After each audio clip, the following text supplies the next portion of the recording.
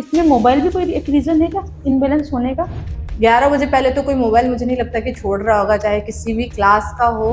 क्या शतावरी हम हर age group वाले को दे सकते हैं? डेफिनेटली शतावरी को हम बोल सकते हैं स्ट्रेस वैक्सीन। और लगातार आयुर्वेदिक टेबलेट्स का सेवन भी नहीं करना चाहिए, तो क्या ये सही है? किडनी फिल्ट्रेशन जो है उसमें भी थोड़ा सा हैवी पड़ती है, हम बोल सकते हैं, गुरु बोलते हैं जिसको हम। तो हमको एक ब्रेक देना चाहिए। हेयर और स्किन के लिए कुछ अच्छी रेमेडीज बताइए हमें।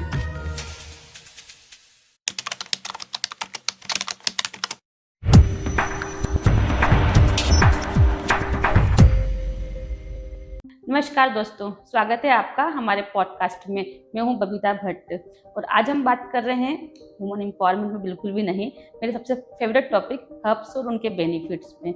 आयुर्वेद कोई चिकित्सा पद्धति नहीं है, जीवन जीने की कला है और इस कला को हम गहराई से समझेंगे आज हमारे गेस्ट डॉक्टर श्वेता रामावत के साथ। डॉक्टर श्वेता रामावत को आप हमारी वीडियो सीरीज हर मेनी शेड्स के फर्स्ट एपिसोड में देख चुके हैं, बट तब हमने उनसे वहाँ बात की थी उनकी लाइफ के बारे में, उनके स्ट्रगल के बारे में, उनके स्ट्रेंथ के बारे में।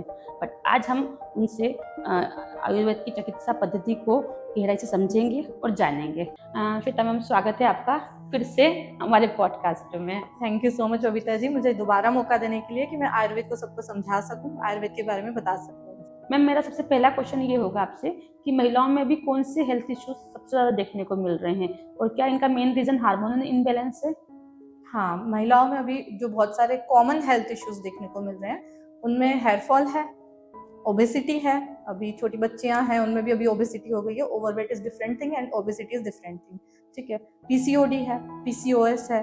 प्री मेंस्ट्रुअल सिम्टम्स जो अभी आ रहे हैं वो बहुत वर्स्ट होते जा रहे हैं, जैसे मूड स्विंग हुआ, ड्राइनेस हुआ, हॉट फ्लैशेस हुए, और ब्रेस्ट प्रॉब्लम्स जो है, टेंडरनेस हुई, एब्सेस वगैरह होने लगे हैं आजकल। हम बोल रहे हैं कि बच्चेदानी में गठान जैसे हम कह रहे हैं, ये सारी चीज़ें हार्मोन इम्बैलेंस की वजह से ही हो रही है। इनका जो रूट कॉज है वो कहीं ना कहीं हार्मोन इम्बैलेंस ही है। आपने भी कहा कि ओबेसिटी और ओवरवेट में डिफरेंस है, क्या हाँ। डिफरेंस है दोनों में? जो हमारा बीएमआई होता है, बॉडी मास इंडेक्स जो होता है, अगर वो 20 to 25 तक पहुंच गया है तो वो ओवरवेट है। 25 to 30 भी हम ओवरवेट की कैटेगरी में लेते हैं, लेकिन जहां वो 30 से अबव जा रहा है, 31, 32, 33, 34, 35, वो सारा जो है वो ओबेसिटी में आता है। तो एक वार्निंग साइन होता है ओवरवेट होना। जब आप ओवरवेट होने लगे हैं, यानी 25 to 30 अगर आपका बीएमआई आ गया है, तो आप समझ जाइए तो आप कभी ओबेसिटी की तरफ नहीं जाएंगे।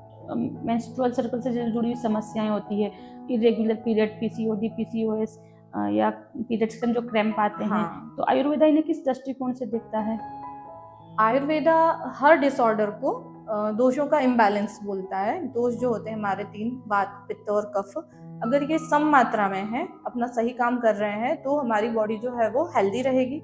कहीं भी इनमें जरा भी डिसबैलेंस हुआ, चाहे इनकी वृद्धि हो या क्षय हो, तो वो है डिसऑर्डर बन जाते हैं। पीसीओडी, पीसीओएस या जो भी मेंस्ट्रुअल प्रॉब्लम्स हैं, ये सारी चीज़ें इन्हीं दोषों के डिसबैलेंस के कारण हो रही हैं। तो अगर हम इनको बैलेंस कर देंगे, सम मात्रा में ले आएंगे, तो ये प्रॉब्लम्स अपने आप ही रिजॉल्व हो जाती हैं। जैसे आपने बताया कि तीनों दोष से हो रहा है, तो जैसे जो एसिडिटी बढ़ती है वो भी यही दोष में ही आता है कि वो अलग होता है? जो मैंने वात, पित्त, कफ बताया, और पित्त का एक टाइप होता है पाचक पित्त। अगर वो इम्बैलेंस से अगर वो बढ़ रहा है तो हमको एसिडिटी होती है। अगर हम पाचक पित्त को कंट्रोल कर लेंगे तो एसिडिटी का, हाइपर एसिडिटी का प्रॉब्लम जो है वो नहीं होगा। लेकिन उस पित्त का कुछ मात्रा में होना जरूरी भी है, अदरवाइज डाइजेशन नहीं हो पाएगा प्रॉपर। तो उसकी कमी भी नहीं होनी चाहिए और वृद्धि भी नहीं होनी चाहिए। फिर हार्मोनल इम्बैलेंस कैसे हुआ इस पित्त के बढ़ने से? हॉर्मोन्स अलग अलग हैं। जो हमारे रिप्रोडक्टिव हार्मोन्स, एस्ट्रोजन है, प्रोजेस्टेरॉन है, ये सारे हार्मोन जो है ये हम पित्त की कैटेगरी में लेते हैं। सारे अलग अलग टाइप्स हैं, जैसे पित्त का साधक पित्त है, बोधक कफ होता है, रंजक पित्त हुआ, भ्राजक पित्त हुआ। तो सारे हार्मोन्स अपने अपने अलग अलग टाइप्स हैं। हर पित्त का अलग टाइप पे हार्मोन काम करता है। जी बिल्कुल। तो सभी पित्त बैलेंस होना जरूरी है? सारे पित्त बैलेंस होने जरूरी है, सारे कफ, सारे वात, पांचों होने जरूरी है बैलेंस में। 5 क्या?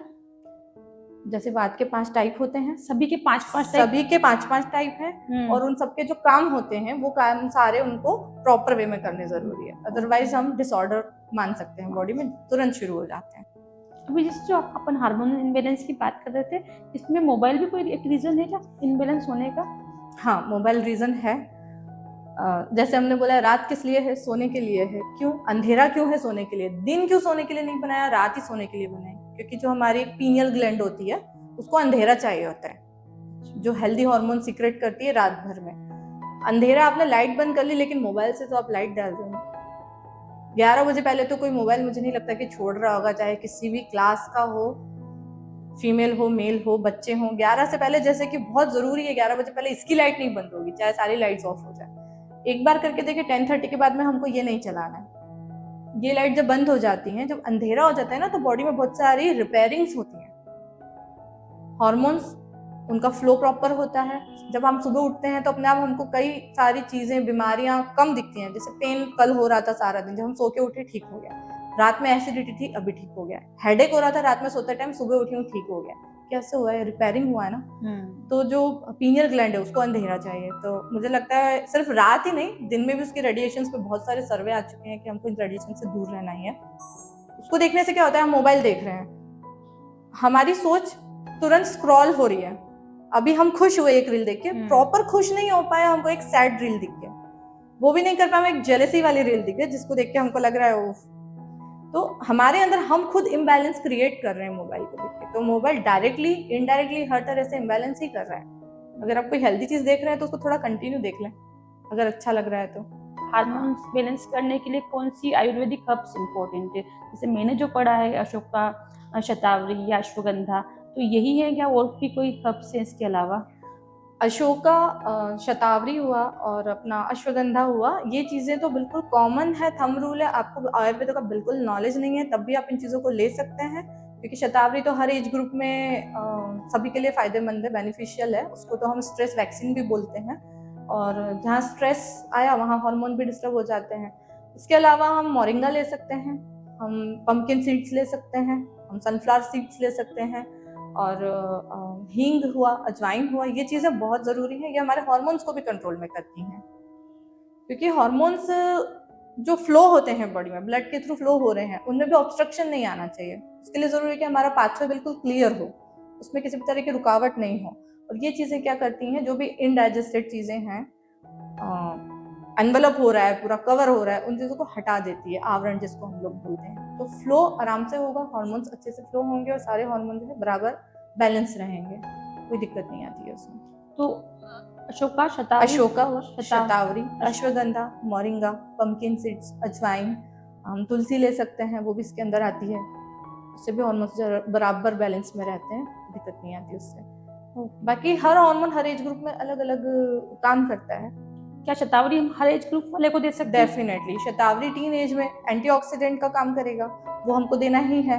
गैलेक्टोलॉग्स है वो, यानी जो लैक्टेटिंग मदर्स हैं, वो अगर शतावरी लेंगी तो उनको फीडिंग प्रॉब्लम नहीं आती, मिल्क प्रोडक्शन बहुत अच्छे से होता है। शतावरी हमारे रिप्रोडक्टिव हेल्थ में भी बहुत ज़रूरी है। उसके लिए जो यूट्राइन टॉनिक है शतावरी, अगर यूटरस टोन रहेगा तो उससे जो हार्मोन सीक्रेट हो रहे हैं वो बराबर होंगे, बराबर मात्रा में होंगे, तो आगे जो प्रोसेस है पूरी, वो time to time, day by day regular चलेगी, जो हमको फर्टिलिटी के लिए बहुत ज़रूरी है। मेल्स में भी स्पर्म काउंट बढ़ाने के लिए, स्पर्म का कॉन्सेंट्रेशन बढ़ाने के लिए शतावरी और अश्वगंधा दोनों बहुत अच्छे ड्रग्स हैं, ये लिए जा सकते हैं। तो इस तरह हम लोग इन चीज़ों को ले सकते हैं। अशोका है, वो कॉन्ट्रैक्शन वगैरह को भी रेगुलेट करता है। आपने जो स्ट्रेस और एंजाइटी की बात करी, तो जो स्ट्रेस और एंजाइटी होती है, ये महिलाओं की रिप्रोडक्टिव हेल्थ को इफेक्ट करती है? डेफिनेटली महिलाओं की रिप्रोडक्टिव हेल्थ जो होती है वो एक HPA एक्सिस होता है, यानी H फॉर हाइपोथैलेमस, पिट्यूटरी और एड्रिनल ग्लैंड। ये तीनों मिलके जितने हार्मोन बनाते हैं वो सब मिलके क्या करते हैं, रिप्रोडक्शन करते हैं। रिप्रोडक्शन केवल रिप्रोडक्टिव ऑर्गन्स नहीं करते हैं कि यूट्रस कर रहा है या ओवरी कर रहा है, वो पूरा ब्रेन से ही चालू हो जाता है। ठीक है, शतावरी को हम बोल सकते हैं स्ट्रेस वैक्सीन। वैक्सीन क्या होता है, जो किसी भी चीज को प्रिवेंट करे, किसी बीमारी को प्रिवेंट करने के लिए हम वैक्सीन लगाते हैं। तो स्ट्रेस को प्रिवेंट करेंगे तो स्ट्रेस के कारण जो हार्मोनल इम्बैलेंस है वो नहीं होंगे। जो हमारा HPA एक्सिस है, हाइपोथैलेमस को अलग हार्मोन सीक्रेट करने हैं, पिट्यूटरी को अलग करने हैं और एड्रिनल ग्लैंड को अलग करने हैं। तो अगर ये प्रॉपर वे में अपने हार्मोन रिलीज करते हैं तो फाइनल प्रोडक्ट जो हमारा है वो हेल्दी वेलबींग होगा। इनके इरेगुलर होने से, इम्बैलेंस होने से इनफर्टिलिटी होती ही है। इवन IVF फेलियर भी देखा गया है हमने, कि अगर स्ट्रेस है तो आप चाहे IVF करा लो तब भी आप फेलियर देख सकते हैं उसमें। तो स्ट्रेस और एंजाइटी तो डेफिनेटली वर्क करती है। और स्ट्रेस और एंजाइटी के लिए शतावरी बेस्ट है। डेफिनेटली शतावरी बहुत अच्छा है, और अश्वगंधा भी बेस्ट है। अश्वगंधा स्ट्रेस हार्मोन को रिलीज होने ही नहीं देता है, काम रखता है, और पीसफुल स्लीप के लिए भी ज़रूरी है अश्वगंधा। अगर किसी को, सोते हम सभी हैं पूरी रात, लेकिन कई बार होता है ना, आज नींद अच्छी नहीं आई, पीसफुल नहीं हुई, चाहे वो 6 घंटे की हो लेकिन पीसफुल हो, उसके लिए अश्वगंधा बहुत अच्छा है। एक मैंने ये भी सुना है, अभी आपसे डिस्कस भी कर रही थी, कि लगातार आयुर्वेदिक टेबलेट्स का सेवन भी नहीं करना चाहिए, तो क्या ये सही है? आयुर्वेदिक टैबलेट का सेवन नहीं करना चाहिए ऐसा नहीं है। कुछ भस्म जब हम लोग मिलाते हैं किसी मेडिसिन के अंदर, किसी पेटेंट के अंदर, अगर हम कुछ भस्म मिला रहे हैं या कॉम्बिनेशन बना रहे हैं, जो भस्में होती है ना, वो थोड़ी सी हार्ड पड़ती है डाइजेशन को लेके, तो वो किडनी फिल्ट्रेशन जो है उसमें भी थोड़ा सा हैवी पड़ती है, हम बोल सकते हैं, गुरु बोलते हैं जिसको हम। तो हमको एक ब्रेक देना चाहिए, ताकि जो डिपोजिशन हो गया है, वैसे तो हमारी भस्में जो है वो पूरी तरह से प्योर होती हैं और आराम से डिजोल्व हो जाती हैं, उसकी तो क्वालिटी यही है कि जो जमे ना, लेकिन फिर भी हम अगर एक ब्रेक देंगे तो हमारी जो किडनी है, जो एक्सक्रीट करती है भस्मों को भी, उसको भी एक टाइम मिल जाता है, प्रॉपर सर्विसिंग टाइम बोल सकते हैं हम उसको, वो अपने आप को पूरी तरह से वॉश आउट कर ले, उसके बाद हम स्टार्ट करें। तो एटलीस्ट 3 महीने चलाने के बाद में हमको 1 महीने का गैप देना होता है, तो हम उन भस्मों की जगह किसी और फॉर्म में हर्ब्स दे सकते हैं, तो फिर हम फिर से भस्म को कंटिन्यू कर सकते हैं। बाकी सारे हर्ब्स हम दे सकते हैं, कोई दिक्कत नहीं आती है। प्री प्रेगनेंसी प्लानिंग और पोस्ट प्रेगनेंसी रिकवरी में आयुर्वेदा किन नेचुरल सप्लीमेंट या रासायनिक थेरेपी को बताता है कि मतलब इनको लेना चाहिए? जो प्रेगनेंसी प्लानिंग है, हाँ। यानी कि हम क्या कर रहे हैं, एक बेड बना रहे हैं, है ना, जो आने वाला है बेबी, उसके लिए हम एक बेड बना रहे हैं, एक रूम बना रहे हैं, उसका हेल्दी रहना जरूरी होता है। ठीक है, जैसे हम आयुर्वेद में बोलते हैं ऋतु क्षेत्र अम्बु बीज। ठीक है, ऋतु का मतलब ये होता है एक प्रॉपर टाइम होना चाहिए, उसी टाइम पे हमको कंसीव करना है, तो ही वेलबींग जो है वो हेल्दी होगा। क्षेत्र का मतलब ये होता है यूटरस, जिस जगह वो रह रहा है, जो एरिया है वो कहाँ रहेगा, यूटरस में। यूटरस का हेल्दी रहना जरूरी है। अम्बु का मतलब होता है हॉर्मोन्स। हॉर्मोन्स हुए, हमारा जो फ्लूइड होता है, जो यूट्रस के अंदर एमनियोटिक फ्लूइड होता है, वो हेल्दी होना जरूरी है, ना ज़्यादा होना चाहिए ना कम होना चाहिए। और बीज, बीज बोला है स्पर्म और ओवम दोनों को। अगर ये चारों चीज़ें हमारी हेल्दी है, तो जो वेलबिंग हो रही है, संतान होगी, वो हेल्दी होगी और टाइम पे होगी, बिना किसी कॉम्प्लिकेशन के होगी, बिल्कुल नॉर्मल प्रोसेस में होगी। इसके लिए आयुर्वेदा की जो ड्रग्स हैं, हम डायरेक्ट हार्मोन सप्लाई नहीं करते, हम क्या करते हैं, यूटेराइन टॉनिक देते हैं, ओवेरियन टॉनिक देते हैं। यूट्रस को बोलते हैं कि तुम खुद अपने हार्मोन सप्लाई करो, हम नहीं करके देंगे, ताकि उसको आदत ना हो जाए। बोलते हैं ना, हमारी तरह हमारी बॉडी भी आलसी है, अगर ऊपर से कोई सप्लीमेंट मिल रहा है ना, तो वो खुद प्रोड्यूस करना कम कर देती है। अगर कोई फिजिकल प्रॉब्लम है, तब तो हमें हार्मोन सप्लाई करना ही है, नो डाउट कि हमारी बॉडी नहीं कर सकती है, लेकिन क्यों हम पहले अगर यूट्रस को टोन करेंगे, अगर हम ओवरी को टोन करेंगे, तो वो अपने आप सारे हार्मोन्स बनाएंगे और वो नेचुरल हार्मोन कहलाएंगे, जिससे कोई दिक्कत नहीं आएगी। तो जो हमारे की ड्रग्स हैं, यही अश्वगंधा, अशोका, शतावरी हुआ, मुलेठी हुआ, तो मुलेठी में मैं ऐड करना चाहूँगी, ये सारी चीज़ें हैं, तो हार्मोन्स को बैलेंस करेंगे। इसके अलावा जो हमारी आयुर्वेद से योगा अलग है नहीं। अगर हम बोले कि योगा में हम बटरफ्लाई करवाएं, अगर दोनों को, हस्बैंड वाइफ दोनों को प्री प्लान 3 महीने पहले से, तो जितने भी रिप्रोडक्टिव ऑर्गन्स है वो सारे हेल्दी रहेंगे, तो उनसे जो प्रोडक्ट बनेगा वो भी डेफिनेटली हेल्दी रहेगा, और स्पर्म जो है उसकी क्वालिटी अच्छी रहेगी, ओवम की क्वालिटी हेल्दी रहेगी। अदरवाइज इनमें प्रॉब्लम होगी तो आगे दिक्कत होगी, फिर हमें सप्लीमेंट्स देने पड़ेंगे, तो बेटर है कि हम टोन करें इनको। और पोस्ट प्रेगनेंसी रिकवरी के लिए? पोस्ट प्रेगनेंसी रिकवरी में जैसे मैं बता रही थी कि दोष होते हैं हमारे वात पित्त कफ, तो पोस्ट प्रेगनेंसी टाइम में हमारे बॉडी में वात बढ़ जाता है। वात यानी पेन, एक तरह से पूरी बॉडी में पेन रहता है, वात बढ़ता है, ड्राइनेस बढ़ जाती है, क्योंकि बॉडी से बहुत सारे फ्लूइड पास आउट हो गए हैं, जैसे ब्लड गया है, एमनियोटिक फ्लूइड गया है, बहुत लॉस होता है, म्यूकस गया है, जो चिकनापन होता है वो भी गया है, तो बॉडी पूरी ड्राई हो जाती है। तो हम अगर वात को कंट्रोल करने के लिए दशमूल आता है, 10 हर्ब्स रहती है, उनका एक कॉम्बिनेशन होता है दशमूला। तो जैसे दशमूला रिस्ट हुआ, दशमूल पाउडर हुआ, इनका यूज़ करवाएंगे तो पोस्ट प्रेगनेंसी में जितने कॉम्प्लिकेशंस हैं उनमें फ़ायदा होता है। पहले क्या, बेबी डिलीवरी में वो बहुत सारी दवाइयों से जो लड्डू बनाते हैं, वो सही रहता है? बिल्कुल डेफिनेटली। आप उनको देखेंगे ना, अगर आप उनको पढ़ेंगे आयुर्वेद व्यू से, तो सारे के सारे यूट्राइन टॉनिक है। इवन जो वेलबिंग है, क्योंकि मदर ले रही है उस टाइम पे, पोस्ट प्रेगनेंसी पीएनसी टाइम में, तो मिल्क के थ्रू वो बेबी में जा रहे हैं, तभी से हम उस बेबी को अच्छी हेल्थ देना स्टार्ट कर देते हैं। अगर अभी हम उनको वो टॉनिक्स दे रहे हैं, तो अभी से, क्योंकि उसका भी अब ग्रोथ धीरे धीरे बढ़ रही है, बॉडी के अंदर थी वो तब मदर पर डिपेंड थी, अभी भी वो मदर पर डिपेंड है जब तक वो फीड कर रही है। तो फीडिंग के थ्रू भी हम उसको टॉनिक्स दे सकते हैं। हम डायरेक्ट बेबी को तो लड्डू खिला नहीं सकते, हाँ। हर्ब्स दे नहीं सकते, पर ये एक बहुत अच्छा टाइम होता है कि हम उसकी मदर को सारी चीजें दें और मदर ले उन चीजों को। तो उससे ये- आगे देखना वो बच्चे जो रहते हैं ना वो बहुत हेल्दी होते हैं। अभी नई जनरेशन तो लेना पसंद नहीं करती ना उनको, तो अगर उनको इन चीजों का फायदा पता होगा तो वो डेफिनेटली लेंगे। हाँ, इसीलिए मैंने पूछा कि हाँ एक मैसेज उन तक भी जाए कि उसमें क्या क्या होता है, लेना जरूरी होता है ये। हाँ, उसके अंदर जो दवाइयाँ हम डालते हैं जी। बहुत सारी ड्रग्स होती हैं, मेन 21-22 ड्रग्स डालते हैं। अब पुराने लोग ही बना पाते हैं उनको, क्योंकि अभी तो याद होते नहीं लोगों को। तो उसमें मेन दशमूल जरूर डला होता है। नाम क्षेत्रीय भाषा में अलग अलग हो सकते हैं उन चीजों के, कि हाँ। इसमें ये डला है, पिपली डला है, उसमें सोंठ डलता है, हाँ। उसके अंदर हम इलायची डालते हैं, ऐसे करके हम उसमें जो चीजें डालते हैं, मुसली डालते हैं हम उसके अंदर। तो अगर हम महिलाओं को बताएंगे ना कि प्रेगनेंसी के बाद में आप मोटे हो जाते हो, ओबेसिटी हो जाती है, आपका पेट बाहर आ जाता है, ये चीजें अगर आप ये दवाइयां खाएंगे तो नहीं होगा। चाहे आप किसी को दे के देख सकते हैं जो ले रही है, कंपेयर कर सकते हैं। सर्वे में तो आई है कि ये चीजें बहुत जरूरी है। अगर वो लड्डू के फॉर्म में नहीं ले सकती तो बहुत टॉनिक ऐसे आ रहे हैं मार्केट में, वो जिनको लेंगी तो भी बच्चे के अंदर भी वो चीज जाएंगी और खुद के लिए भी बहुत अच्छा है वो। इसे अजमा और गुड़ भी मेनली देते हैं। हाँ, वो इसलिए देते हैं कि गर्म होता है, जो पित्त बॉडी में बढ़ गया है उसको हमको बाहर निकालना है, एक्सट्रैक्ट करना है। तो हम बोलते हैं ना कि उससे ब्लीडिंग अच्छी होती है। हाँ। यानी जो फ्रेश ब्लड है वो तभी बनेगा जब ऑकर्ड ब्लड निकल जाएगा पूरा। जैसे सीजर से आजकल बहुत सारे बच्चे हो रहे हैं, तो उसमें इतना ब्लीडिंग नहीं हो पाता है कि पूरा फ्रेश ब्लड आने के लिए जो पुराना वाला ऑकर्ड ब्लड है वो बाहर आ जाए।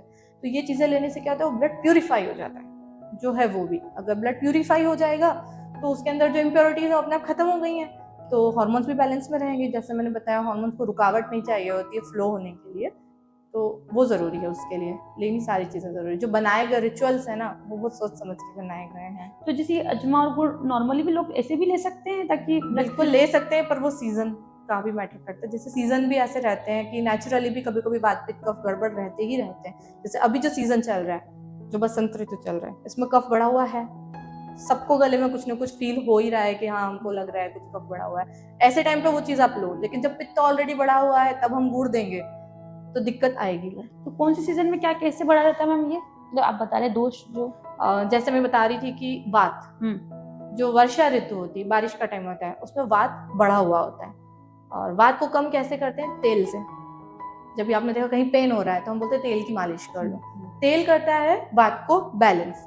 तो हम क्या करते हैं, बारिश में पकोड़े खाते हैं, पूड़ी खाते हैं। क्यों खाते हैं? क्योंकि तेल हमको कैसे भी इनटेक करना है। फिर आता है पित्त। पित्त का टाइम है शरद ऋतु, उसमें पित्त बढ़ा हुआ होता है। देखना उस टाइम पे एसिडिटी बहुत होगी शरद ऋतु के टाइम पे। तो हमने क्या रिचुअल बनाया है, खीर खाएंगे शरद पूर्णिमा पे, क्योंकि दूध क्या करेगा, पित्त को कम करेगा। ठीक है, ऐसी बसंत ऋतु है, कफ बढ़ रहा है, अभी हम क्या करेंगे, नवरात्रि का फास्ट करेंगे। फास्टिंग करेंगे तो कफ अपने आप डाउन होगा। क्योंकि जो टाइम अभी चल रहा है बसंत और ग्रीष्म, हमें क्या करना है, बसंत में कफ बढ़ेगा, ग्रीष्म में भी पित्त बढ़ेगा। इसको हमको छोड़ना है, इस ऋतु की जो ऋतुचर्या है, और गर्मी की अडॉप्ट करनी है। एकदम तो नहीं कर सकते कि स्वेटर छोड़े और कोल्ड ड्रिंक शुरू कर दी। तो ये जो नवरात्रि के 9 दिन है, इसमें हम क्या करेंगे, लंघन करेंगे, छोड़ देंगे, कुछ भी नहीं लेंगे। हमारी बॉडी अगली ऋतु को अडॉप्ट करने के लिए प्रिपेयर हो जाएगी। उसके बाद हम ग्रीष्म ऋतु की चर्या स्टार्ट करेंगे कि हाँ अब हम ठंडा पानी पी सकते हैं, अब हम दही खा सकते हैं, अब हम कोल्ड ड्रिंक्स ले सकते हैं, अब हम पंखे फुल पे चला सकते हैं, हम एसी में रह सकते हैं, तो बीमार नहीं होंगे। ग्रेजुअली हमको छोड़ना है और ग्रेजुअली अडॉप्ट करना है। केवल जैसे आप जो बता रही हैं इसमें केवल हर्ब्स ही पर्याप्त है कि योगा भी इम्पोर्टेंट है लाइफ स्टाइल में? योगा को हम आयुर्वेद से अलग नहीं कर सकते हैं, हर्ब्स को भी आयुर्वेद से अलग नहीं कर सकते। योगा तो जरूरी है ही। ऐसा कुछ नहीं है कि सुबह सुबह टाइम नहीं मिलता है तो हम योगा नहीं कर पा रहे। कुछ चीजें ऐसी हैं जैसे अनुलोम विलोम हुआ, जो ब्रीदिंग एक्सरसाइज है, ये तो सभी को करनी है, छोटे बच्चे से लेके चाहे आप हेल्दी हो या अनहेल्दी हो, सभी कर सकते हैं। अनुलोम करना ही है हमको, प्राणायाम जो बोलते हैं वो करना है। हल्की लाइट एक्सरसाइज जो है वो कर सकते हैं हम, भुजंगासन हुआ वो कर सकते हैं। बहुत सारी योगा ऐसे अगर हम रूटीन में बना लेंगे ना तो बॉडी में पक्का हमको चेंज देखने को मिलेंगे ही मिलेंगे। जरूरी है वो। बहुत सारी एक्सरसाइज ऐसी हैं जो हमारी पेल्विक फ्लोर की एक्सरसाइजेस होती हैं। जो आप रिप्रोडक्टिव हेल्थ की बात कर रही हो मुझसे, मेंस्ट्रुअल प्रॉब्लम्स हुए, ये सारे हम बटरफ्लाई जो आसन होता है उससे इसमें बहुत फायदा होता है। पीरियड के दौरान नहीं करना है, उसके बाद में जो भी टाइम रहता है 20 दिन का, उसमें हम करें तो अगले पीरियड में आपको डेफिनेटली रिजल्ट्स देखने को मिलेंगे। एक आजकल महिलाओं में हीमोग्लोबिन की बहुत कमी हो रही है, इसके लिए कुछ हर्ब्स हो तो बताइए।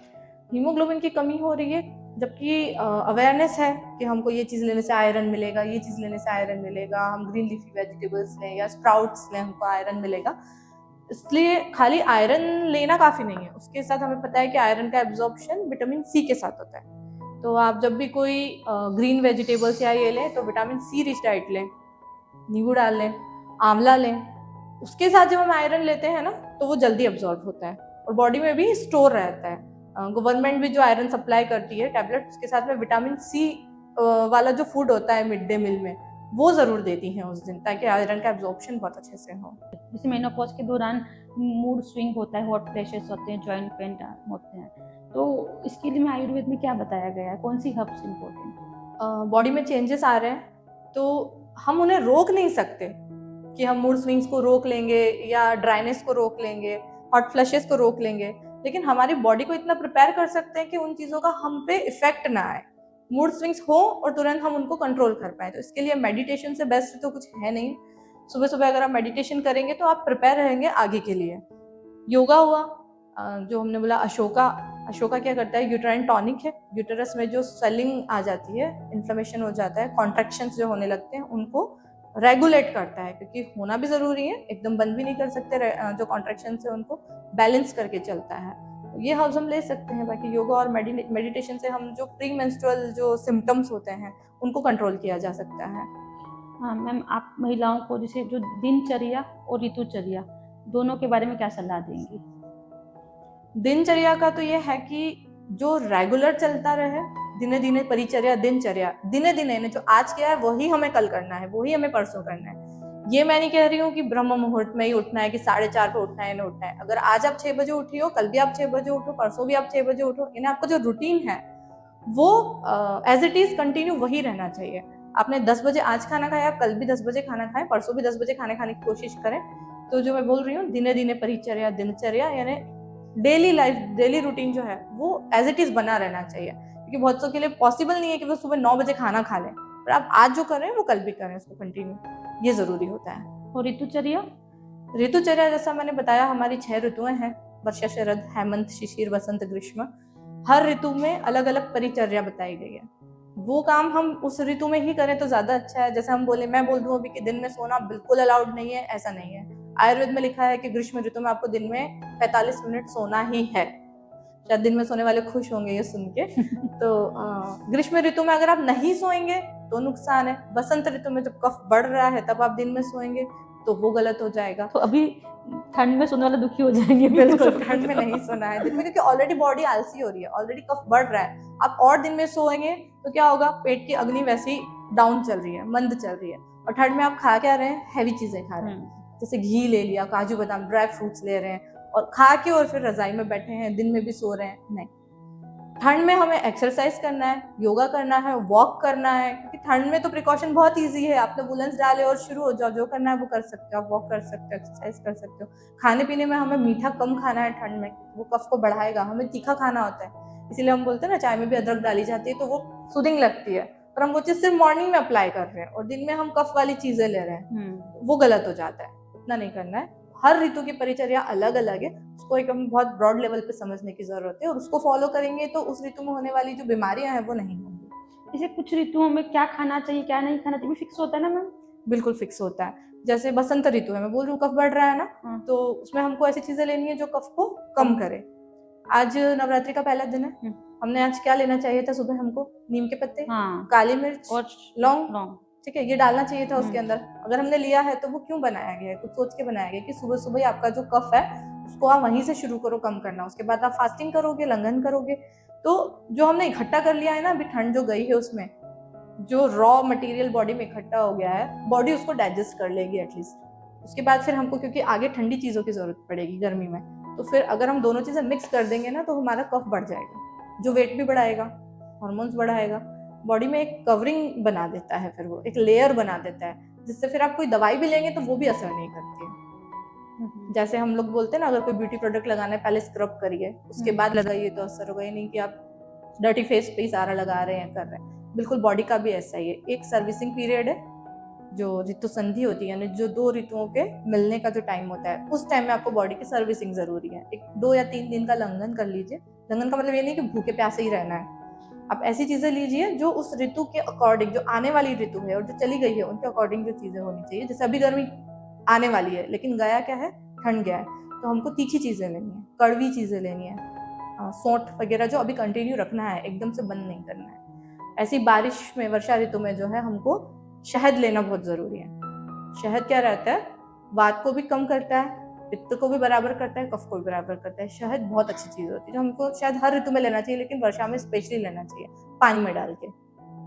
वही शहद अभी हम ठंड में लेंगे तो दूध में डाल के लेंगे। तो बहुत सारी चीजें हैं ऐसी, क्योंकि हर ऋतु में क्या बढ़ रहा है आपको फील भी होगा कि हाँ ये चीज हो रही है। जैसे बारिश में हमको भूख नहीं लगती है ना, ऐसा लगता है कि भारीपन लग रहा है बस।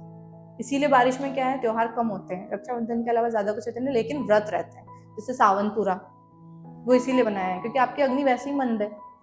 अगर मैं आपको कहूँ कि आपको 3 लीटर पानी, 5 लीटर पानी डेली पीना है, पर आप बारिश में नहीं पीना है इतना पानी। बारिश में वैसे ही अपनी अग्नि जो है, जो पाचक अग्नि होती है, वो पहले डाउन है।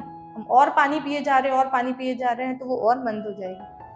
तो पानी तक हमको सोच समझ के पीना है कि कब कम पीना है, कब ज्यादा पीना है, कब ठंडा पीना है, कब गुनगुना पीना है, कब गर्म पीना है, कब उसमें शहद डाल के पीना है, कब तो नींबू डाल के पीना है। मैम ये बातें यंग जनरेशन तक कैसे पहुंचेगी?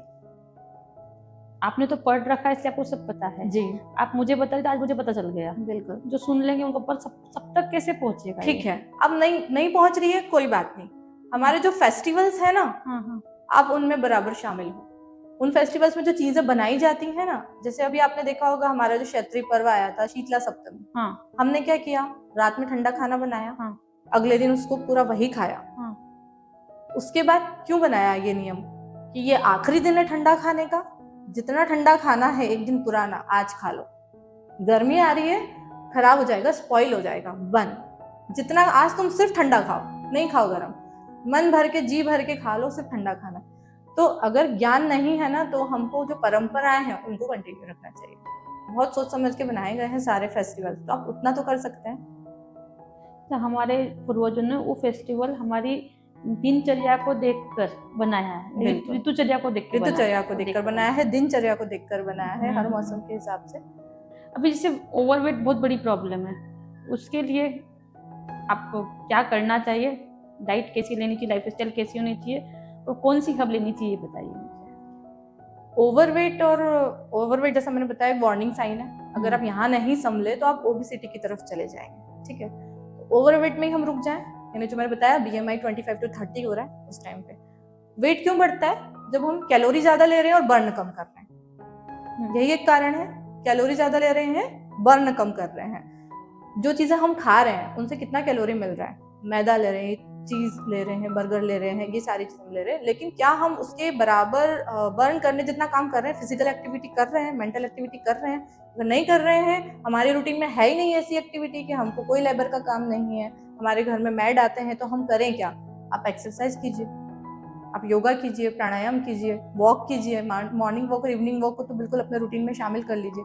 अगर वो कैलोरी आप बर्न कर देंगे तो आप ओवरवेट की तरफ जाएंगे ही नहीं। दूसरा ये कि अगर हार्मोन इम्बैलेंस है तो आपका इंसुलिन लेवल गड़बड़ होता ही है।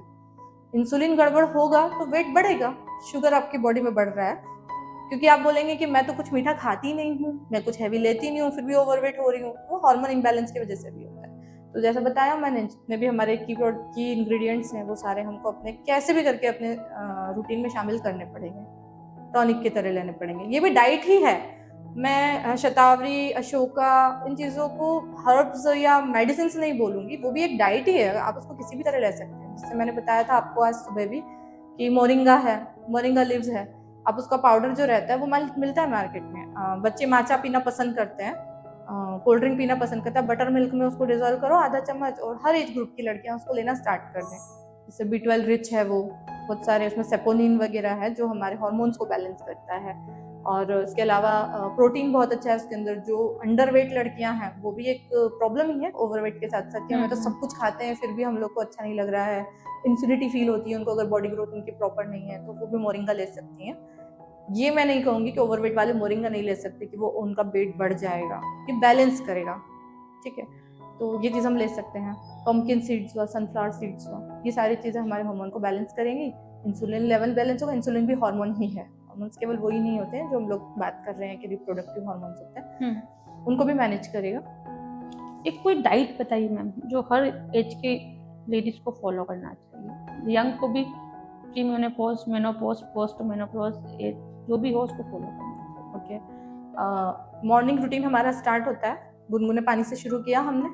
सबसे पहले गुनगुना पानी लिया, उसके बाद जो भी हमारा रूटीन है वो किया। उसके बाद हम कोशिश करें कि ABC जूस जो होता है, आंवला, बीटरूट और carrot, A for amla, B for beetroot, C for carrot, अगर हम ABC जूस लेना सुबह सुबह शुरू करें, फास्टिंग में भी ले सकते हैं, हर एज ग्रुप में ले सकते हैं, लड़कियां ले सकती हैं, महिलाएं ले सकती हैं, अपने हर सिटी में हर थोड़ी थोड़ी 2-3 किलोमीटर दूरी पे सुबह अवेलेबल है ये तीनों जूस, वो लेना स्टार्ट करेंगे। सारे सप्लीमेंट सुबह पूरे हो रहे हैं। अगर कुछ बच रहा है तो मैंने जैसा मोरिंगा बताया, मोरिंगा लीव्स लेना स्टार्ट करो।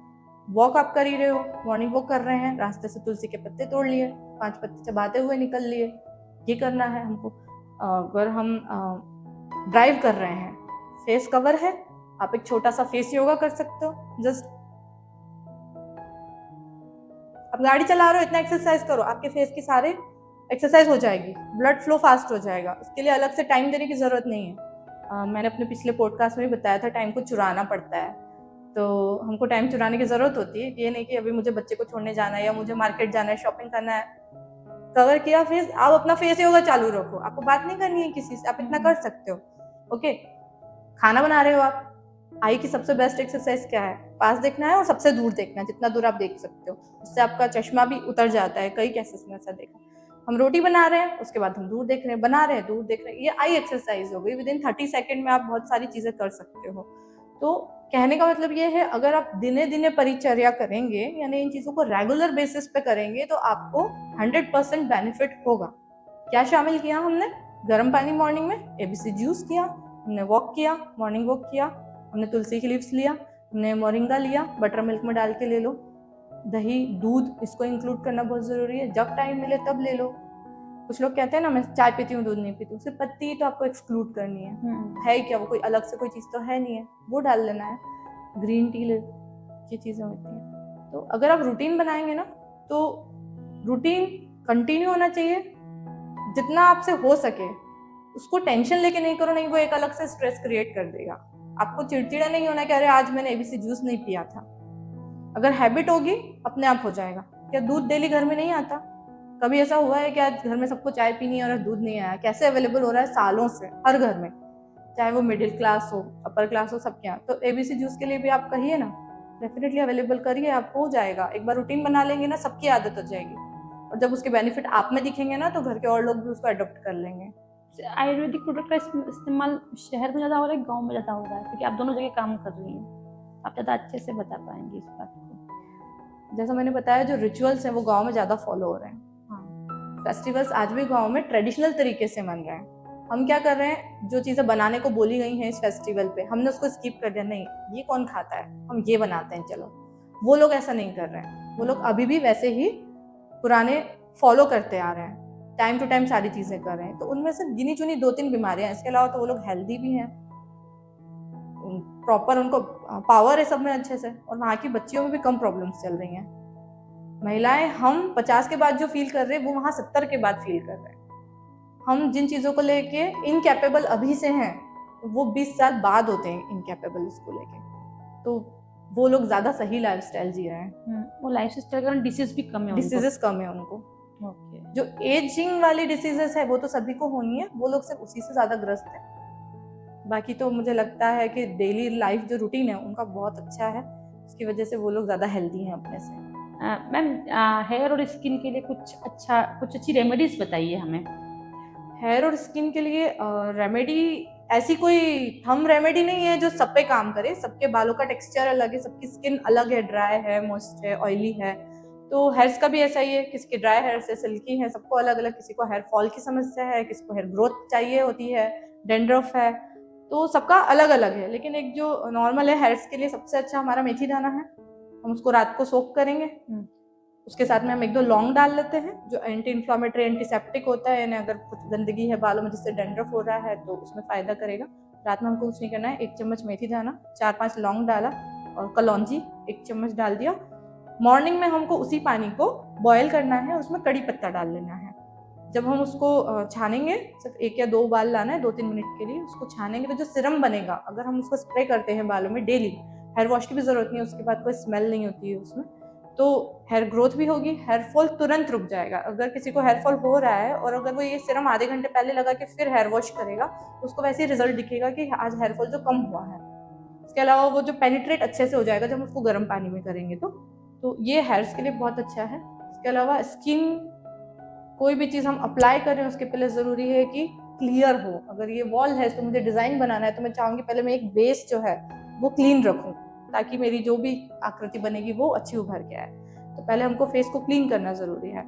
अब फेस क्लीन करने में भी अलग अलग फेस वॉश आते हैं, किसी में केमिकल है, कोई किसी को सूट कर रहा है, नहीं कर रहा है। पर एक चीज़ हमारे पास ऐसी है, उसको हम आयुर्वेद नहीं बोल सकते, हमारी रूटीन लाइफ में सबके घर में है, जो कच्चा दूध होता है, रॉ मिल्क, उसका हम यूज़ कर सकते हैं। उसको सुबह सुबह हमको सिर्फ फेस पे रब करना है। अगर हम चाहते हैं कि ग्लो भी आए तो थोड़ा सा हनी, उसके अंदर हम लोग 4-5 ड्रॉप हनी डाल दें और उसके बाद हम उसको थोड़ा थोड़ा रब करके और फेस वॉश करें। अगर हम सुबह सुबह ये रूटीन करेंगे, हम खुद देखेंगे हमारी स्किन का टेक्सचर ही चेंज हो गया। बाकी स्किन पे ग्लो तो इंटरनल है। अगर हम खुश हैं, हेल्दी हैं, हमारी गट हेल्दी है, तो स्किन वैसे ही ग्लो करेगी। जो मैंने बताया था कि जो हमारा रंजक पित्त, भ्राजक पित्त होता है, तो हमारी स्किन में होता है, पित्त बैलेंस रहेंगे सारे, वैसे ही स्किन ग्लो करेगी। स्किन ग्लो होने का मतलब तो है नहीं कि कॉम्प्लेक्शन फेयर होना चाहिए, हमारा कॉम्प्लेक्शन कैसा भी हो, ग्लो अलग चीज़ होती है। तो हमारी गट हेल्थ को अच्छा रखेंगे हम तो स्किन ग्लो करती है। यंग लड़कियों को कोई मैसेज देना चाहते जो रील देख के बहुत जल्दी प्रभावित हो जाती है और कुछ भी अपने फेस पे लगा लेती है, उनके लिए कोई मैसेज हो तो बताइए। अगर कुछ भी लगाने से हमारा फेस ग्लो करता है या फेस की सारी प्रॉब्लम सॉल्व हो जाती, तो डर्मेटोलॉजिस्ट नाम का वर्ड बनता नहीं। एक पूरा डर्मेटोलॉजिस्ट पूरा साइंस है, उसमें डॉक्टर्स हैं, पढ़ाई करते हैं, सालों लगते हैं उनको स्किन को समझने में। हम कैसे मान लें कि एक रील में ये बता दिया कि हमने एक टमाटर लिया है, उस पर कॉफ़ी और शुगर डाल के हमने स्क्रब किया है तो हमारी स्किन जो है वो एकदम से क्लीन हो जाएगी, ग्लो करेगी। सबके लिए नहीं है वो। अगर आपकी स्किन बहुत फ्रेजाइल है, नाजुक है, तो आप अगर स्क्रब करेंगे तो वैसे ही आपको नुकसान होगा ना। देख के नहीं करें, पढ़ के करें, समझ के करें। अगर कोई प्रॉब्लम है आपको तो आप डर्मेटोलॉजिस्ट से मिलके करें या किसी अच्छे आयुर्वेद डॉक्टर से मिलें। आयुर्वेद में भी स्किन जो है वो हमने काय चिकित्सा यानी मेडिसिन के अंदर ही लिया है उसको। बेटर है कि आप नेचुरल चीज़ों का यूज़ भी करें, उसमें भी सोच समझ के करें, क्योंकि नेचर भी एक साइंस है, उसको भी समझने की ज़रूरत होती है कि आपकी स्किन कैसी है। हर कोई बेसन से क्लीन नहीं होती हर स्किन। अगर आपकी ऑयली स्किन है तो आप बेसन लगाएंगे दही डाल के, तो आपकी स्किन जो है वो क्लीन हो जाएगी, सारी डर्ट्स निकल जाएंगी। बाकी कच्चा दूध तो सबके लिए है, हम पे कोई दिक्कत नहीं है। आप हनी डालिए उसके अंदर, उसको लगाइए, दही की मसाज कीजिए, वो भी बेस्ट है, और क्लीन रहिए। मैम लास्ट में महिलाओं के लिए कोई एक आयुर्वेदिक हेल्दी मंत्र जो वो अपने डेली रूटीन में शामिल करके हेल्दी रह सके। आयुर्वेद का जो मंत्र है वो सबके लिए है। आयुर्वेद का मंत्र कहता है स्वस्थस्य स्वास्थ्य रक्षणम आयुर्वेद विकार प्रशमनम, यानी जो स्वस्थ है उसको अपने स्वास्थ्य की रक्षा करनी है। अगर आप हेल्दी हैं तो पहले अपनी हेल्थ को प्रोटेक्ट करके रखिए, उसके बाद अगर आप बीमार हैं, आपको कोई प्रॉब्लम है, उसको वर्स्ट होने से पहले ही ट्रीट करने की कोशिश कीजिए।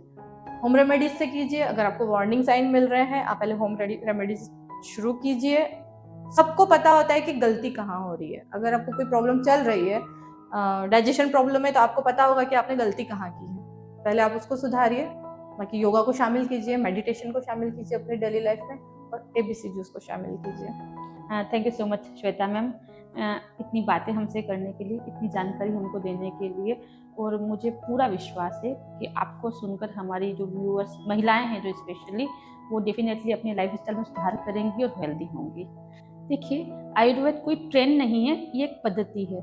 तो इस पद्धति को अपनी लाइफस्टाइल में उतारिए, हेल्दी रहिए, और अगले पॉडकास्ट में जल्दी मुलाकात होगी फिर से।